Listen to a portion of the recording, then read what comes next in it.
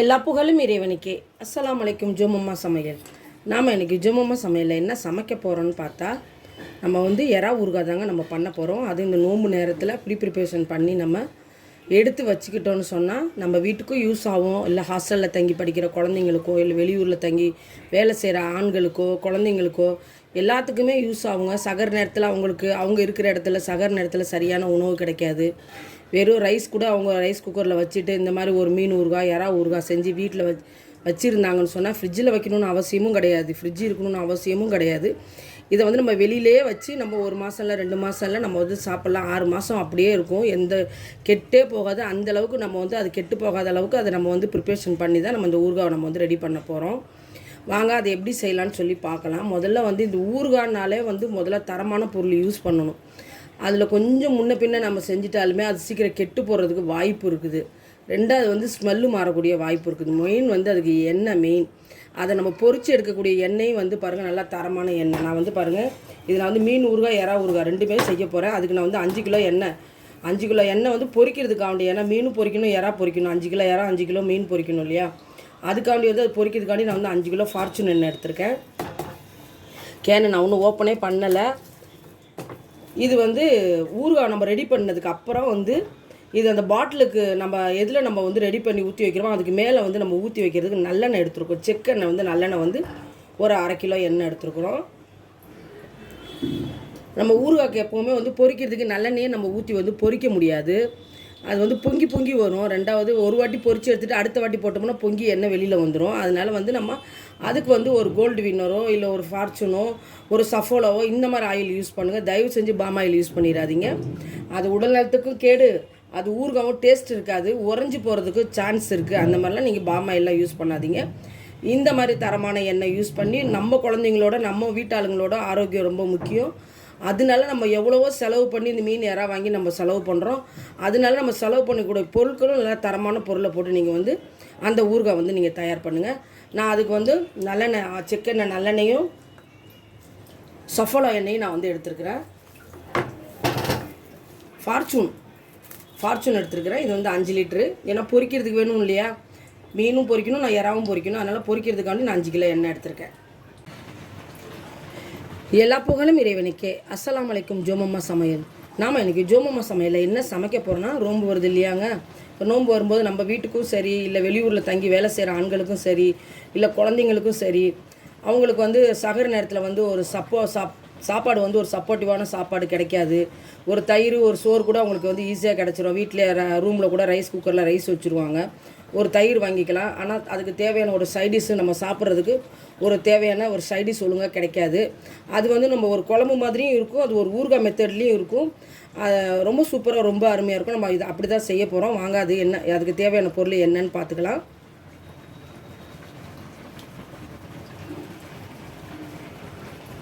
வாங்க, நான் மீன் எடுத்துருக்கிறேன் பாருங்கள். இது 5 கிலோ வஞ்சர மீன்லேருந்து தலை, வால், குடல் இதெல்லாம் போக ஒரு 3 கிலோ வஞ்சர மீன் இருக்கும். இது நல்லா பெரிய பெரிய பீஸாக தான் போட்டிருக்கிறேன் பாருங்கள். வஞ்சர மீனில் தான் இந்த ஊறுகாய் செய்யணுமான்னு கேட்டிங்கன்னா கிடையவே கிடையாது. நீங்கள் சாதாரண மீனில் முள் இல்லாமல் சூரை மீன், தேரை மீன், பாறை மீன் இது போல் முள் இல்லாமல் எல்லா மீன்லேயும் நீங்கள் முள் இல்லாமல் பீஸில் நீங்கள் ஊறுகாய் செய்யலாம். இது வஞ்சர மீன் எடுத்துருக்குறோம். ரொம்ப சூப்பராக, ரொம்ப அருமையாக இருக்குது. பீஸ் பாருங்கள், நல்லா ஒரு பீஸுமே நல்லா ஒரு 50 கிராம் அளவுக்குமே இருக்குது. ஏன்னா இது நம்ம எண்ணெயில் போட்டு பொரிக்கும் போது என்னாவும் சுருங்கி சின்னதாக போயிடும். 50 கிராம் கிட்ட பார்க்குறது இருக்குது. இதில் பாதி சைஸ் ஆகிடும். ஏன்னா இது நம்ம சாப்பிட்றதுக்கு மீன் பொரிக்கிற மாதிரி பொரிக்க மாட்டோம். நல்லா மொறுன்னு எண்ணெயில் போட்டு வடை பொரிக்கிற மாதிரி நம்ம பொரித்து எடுப்போம். அதனால் இந்த மீன் சுருங்கி சின்னதாக போயிடும். இதுக்கு நம்ம பொரிக்கும் போது இதுக்கு போட வேண்டியது வெறும் மஞ்சத்தூள், உப்பு மட்டும் தான் நம்ம போட்டு இதை எண்ணெய் கடாயில் நிறைய எண்ணெய் ஊற்றி நம்ம வடை பொரிக்கிற மாதிரி நம்ம பொரித்து எடுக்கணும். அப்போ தான் அந்த மீன் நல்லா அந்த உள்ளே இருக்கிற ஈரத்தன்மையெல்லாம் வெளியே நல்லா ட்ரையாக பொரிஞ்சு வரும். ஊறுகாய் ரொம்ப நாளைக்கு நல்லா தாங்கும். வாங்க, மீன் ஊறுகாய்க்கு அடுத்து என்னென்ன பொருள் தேவைன்னு பார்த்துக்கலாம். பாருங்கள், நல்லா ஒரு 4 கைப்பிடி அளவுக்கு நான் கருவேப்பிலை வாங்கி கழுவி க்ளீன் பண்ணி எடுத்து வச்சுருக்கிறேன். மீன் ஊறுகாய்க்கு கம்பல்சரி நம்ம கருவேப்பிலை சேர்த்தோம்னா ரொம்ப அருமையான டேஸ்ட்டில் சூப்பராக இருக்கும். ஒரு 4 கொத்து கருவேப்பிலை எடுத்து வச்சுருக்கேன். நல்லா வெள்ளை புளியாக போடுங்க, கருப்பு புளி போடாதீங்க. ஊறுகாயோட கலர் மாறி போயிடும். அதனால் கொஞ்சம் வெள்ளை புளியாக போட்டுங்க. ஒரு 150 கிராம் புளி எடுத்து வச்சுருக்கேன்.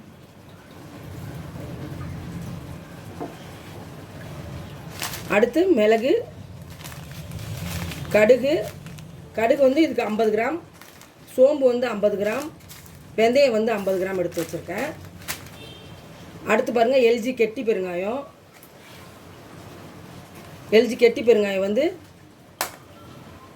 இது வந்து 50 கிராம், நான் வந்து 25 கிராம் வந்து எல்ஜி கெட்டி பெருங்காயம் எடுத்து வச்சுருக்கேன்.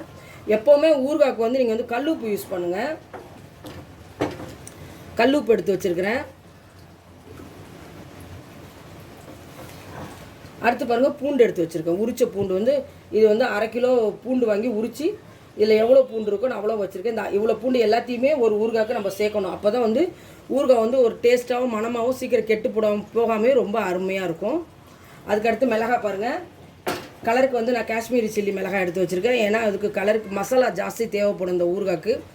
அப்போ அதுக்கு வந்து அந்த மசாலா தேவைக்காண்டி நம்ம வந்து நம்ம மிளகாவே நம்ம நீட்ட மிளகாவோட காரத்தையே போட்டோம்னா ஊறுகாய் வந்து ரொம்ப காரமாகி சாப்பிட முடியாமல் ஆகிடும்.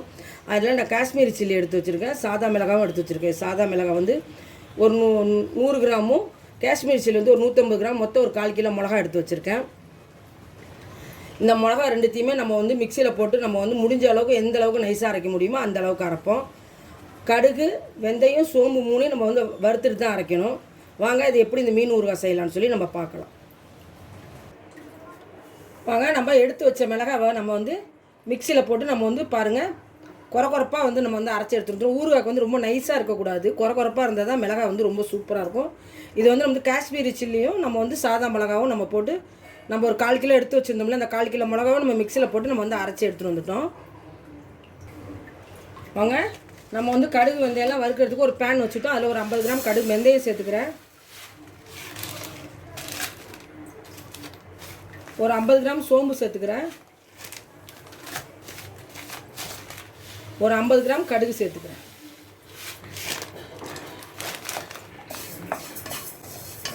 இது 3ஐயும் நம்ம வந்து நல்லா வறுத்து எடுத்துக்கலாம். வாசனை வர வரைக்கும் வறுக்கணும். கரிகிராதமாக நல்லா செவந்து வாசனை வர வரைக்கும் நம்ம வந்து வறுத்து எடுத்துக்கணும்.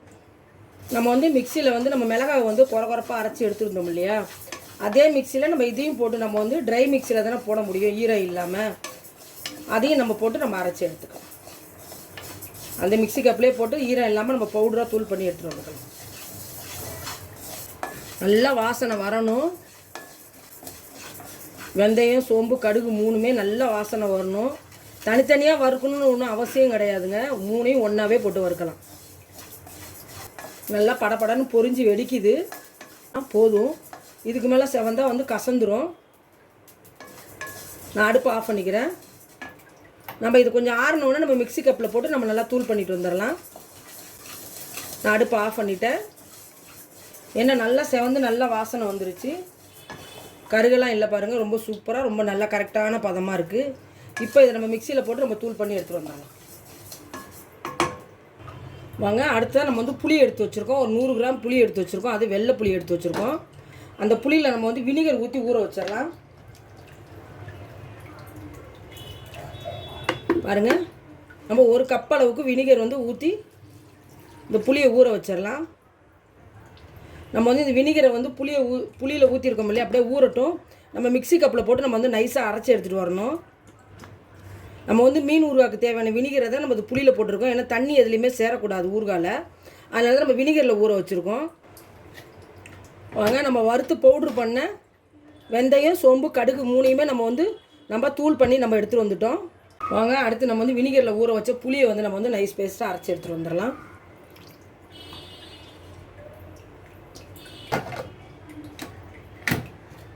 வாங்க நம்ம புளியை வந்து நம்ம வினிகர் ஊற்றி கொஞ்சம் பைன் பேஸ்ட்டாக அரைச்சி எடுத்துகிட்டு வந்திருக்கோம். அதுலேயே இந்த கருவேப்பிலையை சேர்த்துடலாம். நம்ம இப்போ அந்த மிக்சிலேயே புளியோடையே நம்ம கருவேப்பிலை சேர்த்துருக்கோம். அது கூடயே அந்த மிக்சர் இருக்கிற அந்த வினிகரையும் சேர்த்துடலாம். சேர்த்து இது நம்ம வந்து நைஸாக அரைச்சி எடுத்துகிட்டு வந்துடலாம். வாங்க புளியும் கருவேப்பிலையும் நம்ம நைஸாக அரைச்சி எடுத்துகிட்டு வந்துட்டோம். சூப்பராக அரைச்சி எடுத்துகிட்டு வந்துட்டோம்னு பாருங்கள். நம்ம அதுலேயே மிக்சர் இருக்கிற வினிகரையும் நம்ம வந்து ஊற்றிடலாம். நம்ம ஒரு கப்பு வினிகர் எடுத்தோம் இல்லையா, அந்த ஒரு கப்பு வினிகரையுமே அந்த புளிக்கும் அந்த கருவேப்பிலைக்கும் அரைக்கிறதுக்கு ஊற்றணும். மிச்சத்தையும் நம்ம அதிலே ஊற்றி வச்சிடலாம். அடுத்து வந்து நம்ம மீனுக்கு வந்து மஞ்சத்தூள் உப்பு போடணும். அதை வந்து போட்டுக்கலாம். வாங்க மீன் எடுத்துருக்கிறேன். அதில் ஒரு ஸ்பூன் மஞ்சத்தூள் போட்டுக்கிறேன்.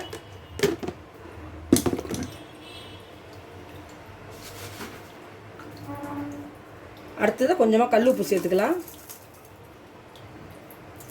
நான் வந்து 2 பாதியாக தான் மசாலா போடுறேன். நல்லா பிரட்டினதுக்கப்புறம் மிச்ச பாதிக்கு இன்னொரு வாட்டி இதே மாதிரி நம்ம போட்டு பிரட்டி எடுத்துக்கலாம். இது மொத்தம் 70 பீஸ் இருக்குதுங்க. 5 கிலோ மீன் வாங்கி வெட்டி நம்ம பீஸ் போட்டதில் வந்து ஒரு 70 பீஸ் இருக்குது. நம்ம இதில் வந்து உப்பு மஞ்சத்தூள் மட்டும்தான் போட்டு வைக்கணும். இதை ஒரு பாத்திரத்தில் மாற்றிட்டு மிச்சம் இருக்கிற மீனுக்கு நம்ம மசாலா போட்டுடலாம். போட்டுடலாம்.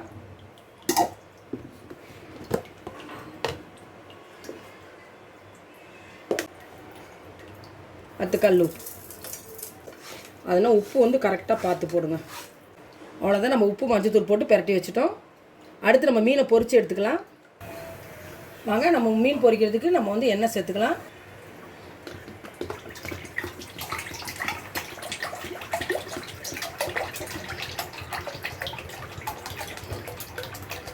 நான் மீன் பொரிக்க ஒரு 2 கிலோ எண்ணெய் சேர்த்துருக்குறேன். ஏன்னா தாராளமாக போட்டு பொரிச்சா தான் நம்ம சீக்கிரமாக நல்லா முறுமுறுன்னு பொரிச்சு எடுக்க முடியும். நம்ம எண்ணெய் கம்மியாக விட்டு பொரிச்சு எடுத்தோம்னா மீன் வந்து நல்லா ட்ரையாக பொரியாது, கொஞ்சம் ஈரப்பதமாகவே இருக்கும். வாங்க நம்ம மீன் ஊறுகாய் தாளிக்கிறதுக்கு நம்ம எண்ணெய் போட்டுட்டோம். எண்ணெய் நல்லா சுட்டுருச்சு. எண்ணெய் சுட்டுருச்சான்னு சொல்லி செக் பண்ணி பார்ப்போம். எண்ணெய் சூடு வந்துருச்சு. இப்போ நம்ம மீனை போட்டு எண்ணெயில் நல்லா முருவலாக பொரித்து எடுத்துக்கலாம்.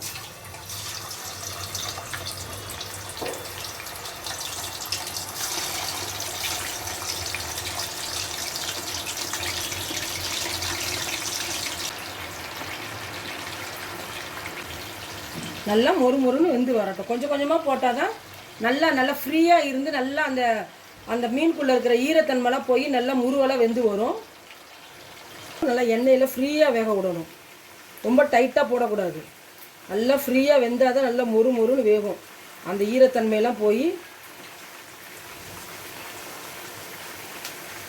நல்லா கோல்டன் கலர் வர வரைக்கும் நல்லா வேக விடணும். இன்னும் நல்லா ட்ரை ஆகிட்டு இருக்கு. ஒரு செட்டு மீன் பொரிக்கிறதுக்கே 1/4 மணி நேரம் ஆகுங்க. இப்போ நம்ம இந்த 5 கிலோ மீனையும் பொரிச்சு எடுக்கிறதுக்கே வந்து எப்படி ஒரு 2 ஹவர் ஆகுங்க. ஏன்னா அந்தளவுக்கு மீன் வந்து நிதானமாக வேகணும் பாருங்க. இப்போ இந்த கோல்டன் ஷேட் கொடுத்து வந்திருக்கு இல்லையா, அந்த வெள்ளை ஈரெல்லாம் இருக்கவே கூடாது. நல்லா உள்ளே நல்லா கோல்டன் கலர் வர அளவுக்கு நல்லா அதுக்கு தான் எண்ணெய் வந்து தாராளமாக ஊற்றி பொரிக்கிறது. கம்மியாக எண்ணெய் ஊற்றினோம்னா அந்தளவுக்கு மீன் வந்து உள்ளக்க வந்து நல்லா பொரிஞ்சு வெந்து வராது. நல்லா வடை மாதிரி நல்லா மொறுன்னு நம்ம வந்து நல்லா பொரிச்சு எடுக்கணும். ஒரு கடாய் மீன் பொரியறதுக்கு 1/4 மணி நேரத்துலேருந்து 20 நிமிஷம் ஆகுங்க. வாங்க மீன் மீன் பாருங்கள் எந்த அளவுக்கு நல்லா கோல்டன் கலரில் பொரிஞ்சு வந்துருச்சுன்னு பாருங்கள். மொறுன்னு இந்த மாதிரி தாங்க ஈரத்தன்மை இல்லாமல் நல்லா சூப்பராக நம்ம வந்து மொறுன்னு பொரிச்சு எடுக்கணும். எப்படி ஒரு கலர் பாருங்கள், ஒரே மாதிரி கலராக இருக்குது.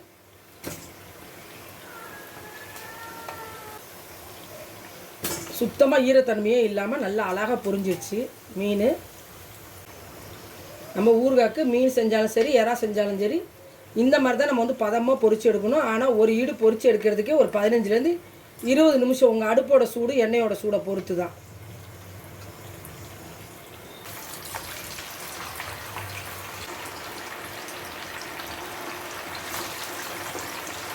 இந்த மீனும் நல்லா அதே மாதிரியே வேகட்டும். நம்ம நல்லா பிரட்டி விட்டுக்கலாம். நல்லா கோல்டன் கலர் இன்னும் வரலை, நல்லா வரணும். இப்போ நம்ம வந்து 5 கிலோ முழுசாக மீன் வாங்கி நம்ம வெட்டி எடுத்ததில் 3 கிலோ மீன் வந்திருக்கு. இந்த 3 கிலோ மீனை நம்ம பொரிச்சு எடுத்தோம்னா 2 கிலோ மீன் தான் தேரும். ஏன்னா அந்த நீர் சத்தெல்லாம் குறைஞ்சிருது இல்லையா. நல்லா மீன் வந்து நம்ம போட்ட துண்டுலேருந்து சின்ன துண்டாகிடும், சுருங்கிடும். பாருங்கள் நம்ம போடும்போது எவ்வளோ பெரிய துண்டாக இருந்துச்சு, இப்போ எடுக்கும்போது எவ்வளோ பெரிய துண்டாகிடுச்சின்னு பாருங்கள். இந்த மாதிரி நல்லா ட்ரையாக நம்ம எவ்வளோ டைட்டாக அப்படி கல் மாதிரி பொரிச்சு எடுத்துருக்கோம் இல்லையா. இது வந்து வெயிட் குறைஞ்சிரும். வெயிட் குறையும் போது நம்ம 3 கிலோ மீன் வந்து 2 கிலோ மீன் ஆகிடும். வாங்க மீன் பாருங்கள் நல்லா கோல்டன் கலர் ஆகிடுச்சு. இப்போ எடுத்துடலாம். ஏன்னா நம்ம மீன் பொரிக்கிறதையே நம்ம வந்து ரொம்ப நேரம் எடுக்க முடியாது. அதனால் நான் வந்து மிச்சம் இருக்கிற மீனையும் நான் போட்டு எடுத்துக்கிறேன் இதே மாதிரியே. வாங்க நம்ம எல்லா மீனையுமே நம்ம சூப்பராக கோல்டன் கலரில் எவ்வளோ சூப்பராக பொரித்து எடுத்துட்டோன்னு பாருங்கள். இப்போ நம்ம ஊறுகாய் தாளிக்க ஆரம்பிச்சிட வேண்டியது தான். எல்லா மீனுமே ரொம்ப சூப்பராக வெந்துருச்சு. நம்ம எவ்வளோ பெரிய பீஸ் போட்டால் எவ்வளோ உருண்டாகிடுச்சின்னு பாருங்கள், நல்லா சுருங்கி. இப்போ நம்ம ஊறுகாய் தாளிச்சிடலாம். இப்போ நம்ம மீன் எல்லாத்தையுமே பொரிச்சு எடுத்துட்டோம். அடுத்த நம்ம மீன் ஊறுகாவை தாளிக்க ஆரம்பிச்சிடலாம். அதுக்கு கொஞ்சமாக 1 ஸ்பூன் கடுகு சேர்த்துக்கிறேன். அடுத்தது நம்ம உரித்து வச்சுருக்கிற பூண்டை சேர்த்துக்கலாம். நம்ம ஒரு கப்பில் வந்து பூண்டு உரித்து வச்சுருந்தோம் இல்லையா, அந்த பூண்டை சேர்த்துக்கலாம்.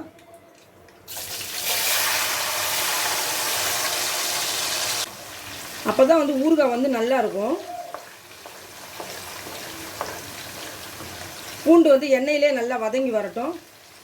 பூண்டு நல்லா வதங்கி வந்துக்கிட்டு இருக்குது. இப்போ நம்ம ஒரு கைப்பிடிக்கு கருவேப்பிலை சேர்த்துக்கலாம். பூண்டு நல்லா கோல்டன் கலர் ஆகணும். பூண்டு பாருங்கள், இந்த மாதிரி நல்லா கோல்டன் கலர் ஆகணும். இன்னும் கொஞ்சம் கோல்டன் கலர் ஆகட்டும். ஸ்பூன் நம்ம மஞ்சத்தூள் சேர்த்துக்கலாம்.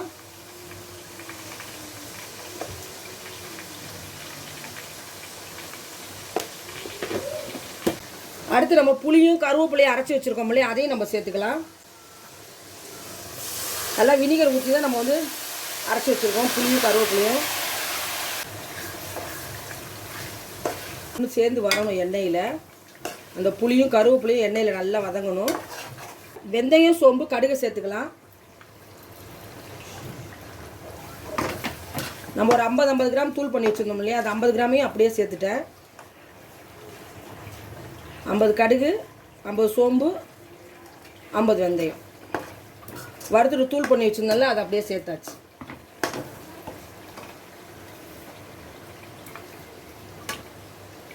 கால் லிட்டர் போடணும். அப்போ தான் 1 கிலோ எண்ணெய் போட்டால் தான் வந்து அந்த ஊறுகாய் வந்து நல்லாயிருக்கும். அதுக்கப்புறமா நம்ம நல்லெண்ணெய் சேர்க்க வேண்டியிருக்கும். இன்னொரு 1/4 லிட்டர் எண்ணெய் சேர்த்துக்கிறேன்.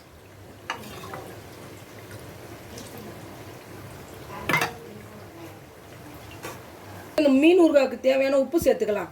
உப்பு வந்து கூட்டி குறைச்சி, காரம் வந்து கூட்டி குறைச்சி உங்களோட டேஸ்ட்டுக்கு தகுந்த மாதிரியே நீங்கள் போட்டுக்குங்க.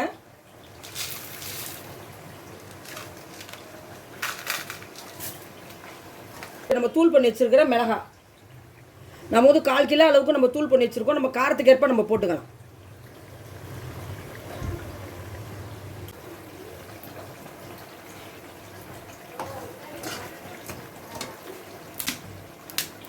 நம்ம ஆல்ரெடி வந்து ஒரு கப்பு, சின்ன கப்பில் 1 கப்பு வினிகர் சேர்த்துருந்தோம். இன்னொரு 1/2 கப்பு வினிகர் சேர்த்துடலாம்.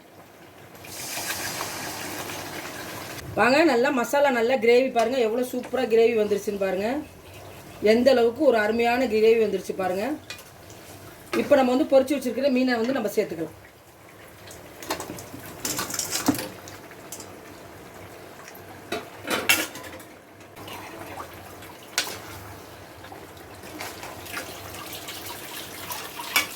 காரம் நம்ம தேவைக்கேற்ப போட்டுக்கணும். உப்பு கூட சாப்பிட்றவங்க கூட போட்டுக்கலாம், கம்மியாக சாப்பிட்ணுங்கிறவங்க கம்மியாக சேர்த்துக்கலாம். உப்பும் அப்படி தான், காரமும் அப்படி தான். ஒரு 10 நிமிஷம் இப்படியே சிம்மில் வச்சுருக்கிறேன் அந்த ஊறுகாவை. அப்படியே எண்ணெய் விட்டு வரட்டும். நம்ம பெருங்காயத்தூள் சேர்த்துக்கலாம். நம்ம கடைசியாக சேர்க்கும்போது தான் அந்த பெருங்காய வாசனை நம்ம சாப்பிடும்போதெல்லாம் நல்லா வாசனையாக நல்லாயிருக்கும். நான் தூள் சேர்த்துருக்கேன், பெருங்காயத்தூள் சேர்த்துருக்கேன்.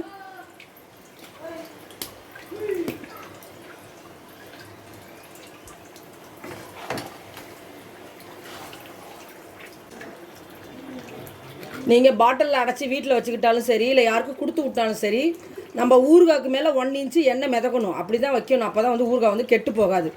இல்லைன்னா சூப்பராக இருக்கும். எண்ணெய் வந்து நம்ம அந்த எண்ணெயும் போட்டு சாப்பிட்றவங்க சாப்பிடுவாங்க. போட்டு சாதத்தில் போட்டு பிசைஞ்சு சாப்பிட்றவங்க சாப்பிடுவாங்க. சின்ன வயசுக்காரவங்க சாப்பிட்லாம். கொஞ்சம் 40 வயசுக்கு மேலே உள்ளவங்க, பிபி இருக்கிறவங்களாம் சாப்பிடக்கூடாது. எண்ணெய் போட்டுலாம் சாப்பிடக்கூடாது. நம்ம வந்து ஊறுகாய்க்கு போடுற அளவுக்குலாம் உப்பு போட கிடையாது. லைட்டாக நம்ம சாப்பாட்டுக்கு குழம்புக்கு எப்படி உப்பு போடுவோமோ அந்த லெவல் தான் நம்ம உப்பு போட்டிருக்கோம். இது சீக்கிரம் கெட்டு போகாது. ஏன்னா நம்ம வினிகர் போட்டிருக்கோம், புளி போட்டிருக்கோம். சீக்கிரமாக வீணாக போகாது. ரொம்ப ஈரப்பதமே இல்லாமல் தண்ணியே படாமல் நம்ம மீனை ட்ரையாக பொரித்து செஞ்சுருக்கிறதுனால சீக்கிரம் ஊறுகாய் கெட்டு போகாது. 6 மாதம் வெளியே வச்சா கூட அப்படியே தான் இருக்கும். ஆனால் ஊறுகாய்க்கு மேலே 1 இன்ச்சு எண்ணெய் நிற்கணும். நம்ம பெருங்காயம் போட்டோன்னு எப்படி கமகமான்னு மணக்குது பாருங்கள். செம்மையாக இருக்குங்க. குழம்பே தேவையில்லை. சகர நேரத்தில் இந்த மாதிரி செஞ்சு வச்சுக்கிட்டா இதுவே போட்டு பெசரி நம்ம தயிரோடு வச்சு சாப்பிட்லாம் போல இருக்கும். அவ்வளோ சூப்பராக இருக்குதுங்க. எவ்வளோ சூப்பராக அமைஞ்சிருக்குன்னு பாருங்கள் மீன் ஊறுகாய். நீங்களும் இது போல் உங்கள் வீட்டில் வந்து இது வந்து மீன் கெட்டி குழம்புன்னு சொல்லலாம், மீன் ஊறுகான்னு சொல்லலாம். இது வந்து வருஷ கணக்கில் வச்சாலும் கெட்டு போகாது. ஃப்ரிட்ஜில் வச்சிங்கன்னா வருஷம் ஆனாலும் அப்படியே இருக்கும். வெளியில் வச்சிங்கன்னா 6 மாதம் அப்படியே இருக்கும். இந்த வீடியோ உங்கள் எல்லாருக்குமே ரொம்ப பிடிக்கும், பயனுள்ளதாக இருக்கும்னு நினைக்கிறேன். இந்த வீடியோ வந்து உங்கள் எல்லாருக்குமே ரொம்ப பிடிக்கும்னு நினைக்கிறேன். இந்த வீடியோ உங்களுக்கு பிடிச்சிருந்தா லைக் பண்ணுங்கள், ஃப்ரெண்ட்ஸ் அண்ட் ஃபேமிலிக்கு ஷேர் பண்ணுங்கள். மறக்காமல் ஜோமம்மா சேனலுக்கு சப்ஸ்கிரைப் பண்ணுங்கள், பெல் ஐக்கானை கிளிக் பண்ணுங்கள். தேங்க்யூ.